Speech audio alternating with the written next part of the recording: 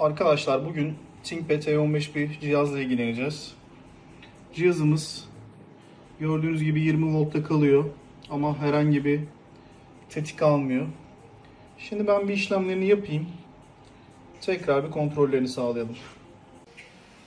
Evet arkadaşlar, 19 volt hattında 2 adet MOSFET'imiz arızalıydı. Bunlar yenisiyle değiştirdik. Şu an makinemiz. Test edeceğiz 1-2 gün makinemizi. Daha sonra da müşterisine teslim ediyor olacağız.